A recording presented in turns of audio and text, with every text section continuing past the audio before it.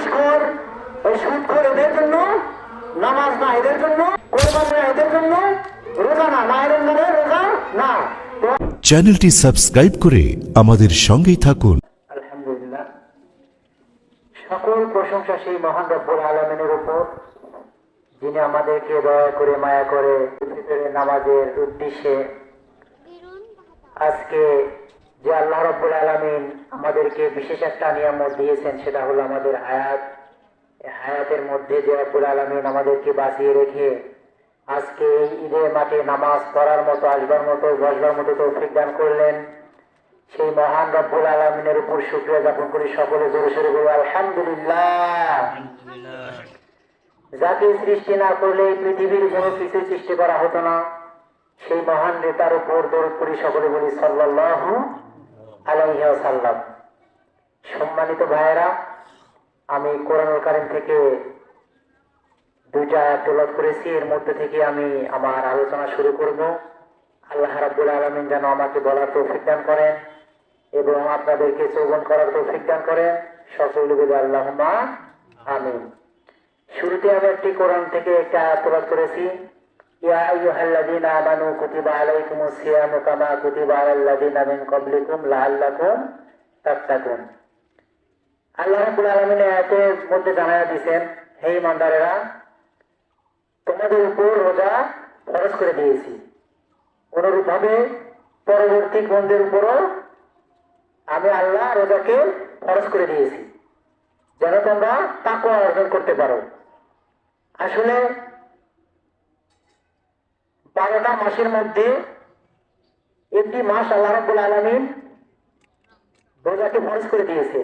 আমরা এই একটি মাসে কতটুকু তাকওয়া অর্জন করতে পারলাম, কতটুকু রোজা আমরা পালন করতে পারলাম, এই বিষয়টা আমরা অনুভব করতে পারবো। এখন আমরা অনুভব করতে পারবো যে মাহে রমজানের মাসে আমরা কতটুকু রোজা ভালোভাবে পালন করতে পারছি। এখন নিজের বিবেকে যদি আমরা নাড়া দিই, তাহলে আমরা বুঝতে পারবো। এখন আমরা রোজা রেখে যদি আমরা গুনার কাজে লিপ্ত হই, তাহলে আমাদের রোজা হবে না। শুধু পানাহারি থাকতে হবে, কিন্তু রোজা আমাদের হবে না।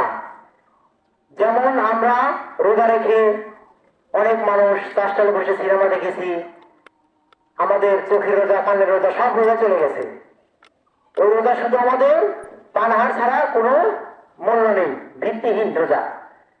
এটা শুধু আমাদের কষ্ট। এটা আমরা আল্লাহ রাব্বুল আলামিন বলেছেন, এই রমজানের রোজা আমি আল্লাহ নিজে এর প্রতিদান দেব, আমি আল্লাহ নিজে এর প্রতিদান দেব। আর এই মাহে রমজান উপলক্ষে আল্লাহ রাব্বুল আলামিন বলেছেন যে আমি এই রোজাদার ব্যক্তিদেরকে আমি নিজে আল্লাহ স্বয়ং নিজে আমি এর প্রতিদান দেব। আর এদের জন্য আমি আল্লাহ 8টি জান্নাত রেখেছি। তার মধ্যে স্পেশাল ভাবে আমাদের যখন এলাকার মধ্যে, এই রোড এলাকার মধ্যে যদি এমপি মন্ত্রী আসে, তাদের সম্মানটা অন্যরকম। একটা সাধারণ মানুষের সম্মান আর একটা এমপি মন্ত্রীর সম্মান ভিন্ন।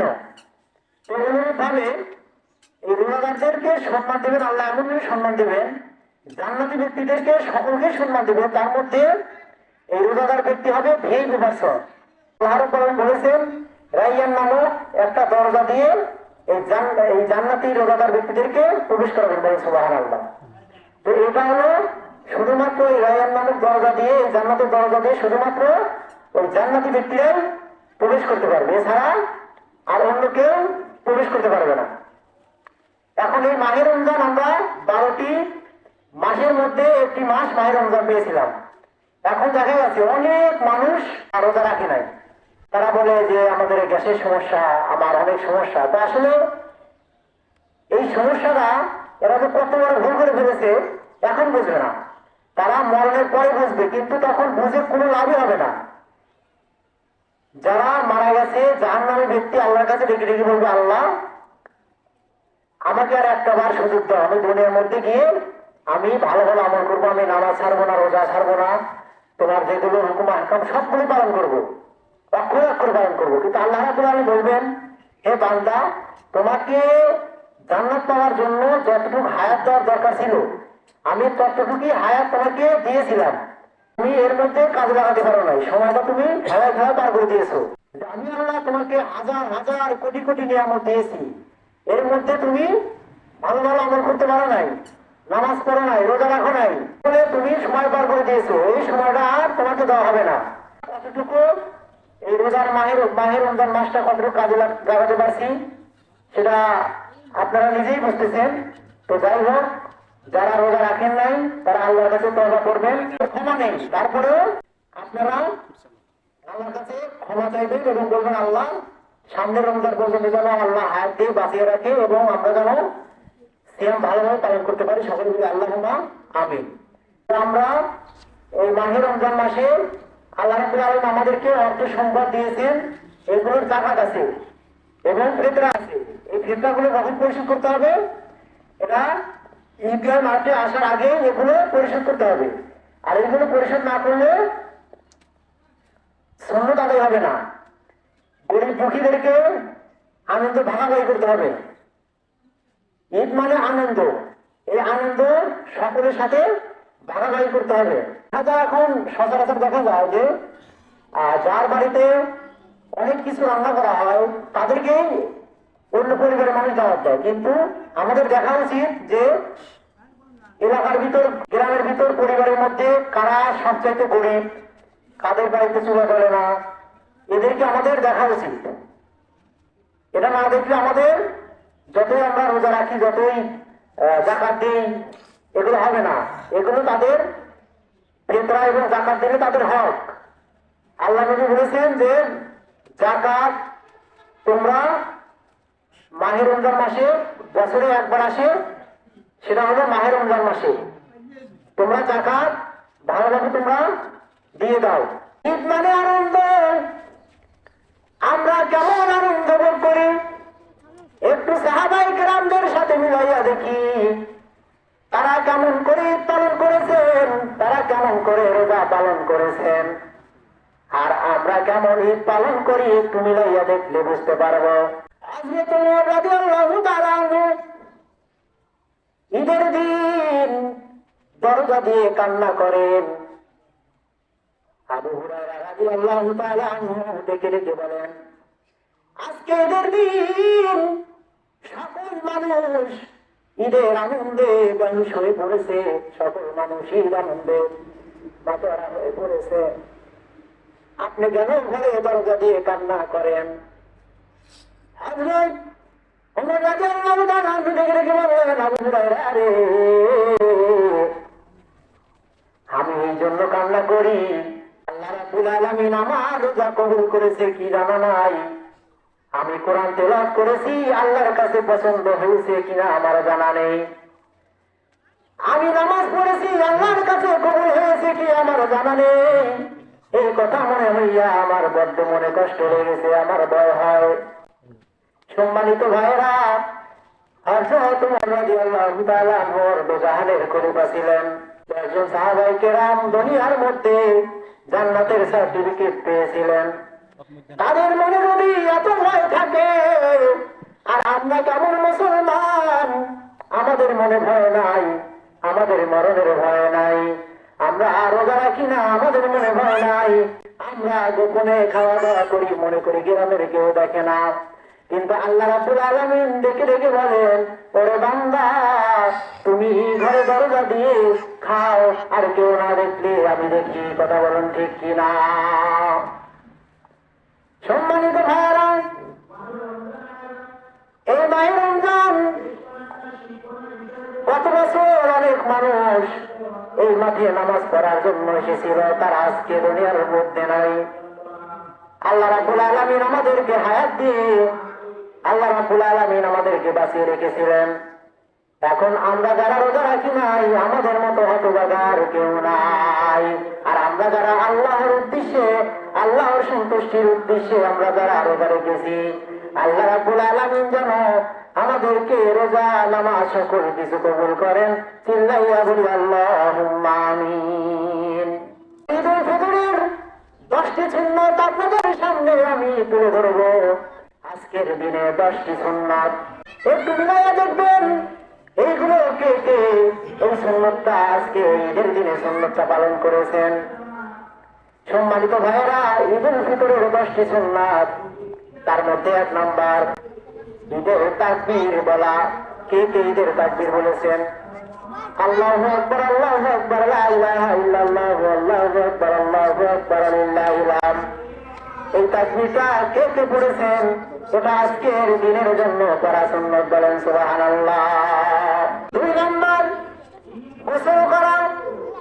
আজকের দিনে নামাজে আসার আগে গোসল করা, এটার নাম সুন্নাত। সাবান শ্যাম্পু দিয়ে সুন্দরভাবে গোসল করে ঈদের মাঠে আসা সুন্নাত। 3 নাম্বার উত্তম পোশাক পরিধান করা। আমরা শুধুমাত্র নতুন পোশাক পরতে হবে এটা বিষয় না, আমাদের যাদের পুরাতন জামা আছে সুন্দর করে ধুয়ে লুঙ্গি করে এটা পরে আসার নাম সুন্নাত। সম্মানিত ভাইয়েরা, 4 নাম্বার সুগন্ধি ব্যবহার করা, অর্থাৎ আতর ব্যবহার করা। আতর ব্যবহার করা, পারফিউম ব্যবহার করা, এটা যদি কইরা আজকে দিনে মাঠে নামাজ পড়ার জন্য আসতে পারেন, আল্লাহ রাসূল বলেছেন এটার নাম সুন্নাত। 5 নাম্বার ঈদগাহে আসার পূর্বে খেজুর অথবা মিষ্টি জাতীয় খাবার খাওয়া সুন্নাত। এখন খেজুর যদি খাইতে পারেন আলহামদুলিল্লাহ ভালো, আর যদি না পারেন এই মিষ্টি জাতীয় খাবার খেয়ে আসা, এই মাঠে আসা আজকের দিনের সুন্নাত। 6 নাম্বার ঈদগাহে আসার পূর্বে ফিতরা দেওয়া, এটা হলো সুন্নাত। এই নামাজের পরে যদি আপনারা ফিতরা দেন তাহলে এই ফিতরা গ্রহণযোগ্য হবে না, অর্থাৎ গ্রহণযোগ্য হবে কিন্তু এর সওয়াব আপনার হবে না। ফিতরা দিতে হবে, ফিতরা দিতে হবে নামাজের আগে, কারণ আপনার টাকা পয়সা আছে, আল্লাহ রাব্বুল আলামিন আপনাদেরকে ধন সম্পদ দিয়েছেন, এটা হলো আপনার, এর মধ্যে থেকে কিছু অংশ আপনার ফিতরা। এটা যদি আপনি গরিব মিসকিনদেরকে দিতে পারেন, আর তারা এই টাকা পয়সা দিয়ে যদি তারা কিছু কেনাকাটা করে বা খাওয়ার জন্য কিছু কেনাকাটা করে, এইগুলো খাওয়ার পরে ঈদের সালাত, ঈদের সালাতে যাওয়ার সময় কিছু নিচু স্বরে তাকবীর বলা, নিচু স্বরে তাকবীর বলা, আল্লাহু আকবার, আল্লাহু আকবার, লা ইলাহা ইল্লাল্লাহ, আল্লাহু আকবার, আল্লাহু আকবার, লিল্লাহিল হামদ। এটা নিচু স্বরে পড়তে হবে, এটা পড়ার নাম হইল সুন্নাত। 9 নাম্বার ঈদগাহে তাড়াতাড়ি আসা। এখন বিষয়টা হলো, আমরা ঘুরে দেখি হুজুর মসজিদের মাইকে এলান দিয়েছে 9টায়, তাহলে আমরা ধীরে ধীরে আসি, কারণ এখানে বসতে গেলে লাভ কি? এটা যদি আপনার মন মানসিকতা থাকে তাহলে আপনি সুন্নাতটা আদায় করতে পারবেন না। আপনার ঈদের মাঠে সুন্দর পোশাক পরে গোসল করে মিষ্টি মুখ করে আপনার সুন্দরভাবে তাকবীর দিয়ে, তাকবীরের স্লোগান দিয়ে সুন্দরভাবে ঈদগাহে মাঠে আগে আগে আসতে হবে, এর নাম সুন্নাত। চিৎকার দিয়ে বলুন সুবহানাল্লাহ। 10 নাম্বার হাসি মুখে থাকা এবং শুভেচ্ছা বিনিময় করা। ঈদ মানে আনন্দ, ঈদ মানে ফিরে আসা, কারণ এটা মুফাসসিরে কেরামরা বলেছেন ঈদ মানে ফিরে আসা, ঈদ মানে আনন্দ, মানে বারবার ফিরে আসার নাম ঈদ। বারবার বছরে আমাদের 2টা উৎসব, সেটা হলো ঈদুল ফিতর আর ঈদুল আজহা। এটা কিয়ামতের আগ পর্যন্ত বারবার ফিরে আসবে, কথা বলুন ঠিক কিনা? তাহলে আজকের দিনে কি করতে হবে? হাসি মুখে থাকতে হবে, সকলের সাথে হিংসা বিদ্বেষ সবকিছু ভুলে গিয়ে আমাদের কি করতে হবে? সকলে একত্রিত হয়ে আমাদের মনকে হাসি মুখে রাখতে হবে এবং সকলের সাথে আমাদের মত বিনিময় করতে হবে, হাসি মুখে থাকতে হবে, এটার নামে ঈদ। এখন বিষয়টা হলো যাকাত। আমাদের যাকাত দিতে হবে, মানে যাকাতটা আমাদের ঈদের পরে দিতে হবে না, এটা গরিব মিসকিনদের হক। এরা বিশ্বনবী হযরত মুহাম্মদ সাল্লাল্লাহু আলাইহি ওয়াসাল্লাম বলেছেন, আয়েশা রাদিয়াল্লাহু তাআলা আনহাকে বলেছেন যে আয়েশা তুমি এমন ভাবে এই যাকাত দিবা, তোমরা ডান হাত দিলে যেন বাম হাত না জানে, অর্থাৎ এই যাকাত হলো গরিবদের পাওনা, এটা তাদের হক, এটা তাদের প্রাপ্য, এটা সময় মতো তাদেরকে দিতে হবে। এটা আমরা যদি মনে করি যে পোশাক আশাক কিনে দিই, এরা যদি ওদের দরকার না হয়, ওদের যদি খাদ্যের প্রয়োজন হয়, তাহলে আমরা পোশাক আশাক দিলাম, অথচ পেটে খাবার নেই, তাহলে তো আমাদের জাকাতটা হলো না। এবং এমন ভাবে দিয়েছেন, এক সাহাবীকে এমন ভাবে দিয়েছেন, আর আয়েশা রাদিয়াল্লাহু আনহা তার এক গোলামকে বলেছিলেন যে তুমি একটা সাহাবীকে দিবে, দেখো অসুস্থ হয়ে পড়েছে, ও শুয়ে আছে, বিছানায় শুয়ে আছে, শায়িত আছে, ওকে গিয়ে তুমি জাকাতের কিছু মাল দিবে, এমন ভাবে দিবে যেন যাকে দিবা সে যেন এই নিচে হাত না পাতে, তুমি নিজ দিয়ে দিবা আর সে উপর থেকে এইভাবে নিবে, মানে তার পাও না, তার সেটা হক, এটা আমার হক না। আল্লাহ তাআলা আমাকে ধন সম্পদ দিয়েছেন, কিন্তু এটা আমি তাই আমার ধন সম্পদ দিয়েছেন দেখে, আমার জাকাত খরচ হয়েছে দেখে আমি যে তাকে গরিবদেরকে আমরা যে এইভাবে দেবো বিষয়টা এমন না, বা এমন ভাবে দেবো তারা আমাদের কষ্ট পায়, এভাবে দেওয়া যাবে না। এমন ভাবে দিতে বলেছেন যে তার হাত থাকবে, সে যে জাকাত দিবে তার হাত থাকবে নিচে, আর যে পাবে যার হক সে কিভাবে নেবে, উপর থেকে এইভাবে নেবে, এইভাবে দিতে হবে। তাহলে আর আমরা এমনই করেছি, আমরা কি করি, একজনের টাকা দরকার আর আমরা কি করি, তাকে অনেক কিছু কিনে দিই, আসলে তার তো নাও দরকার হতে পারে।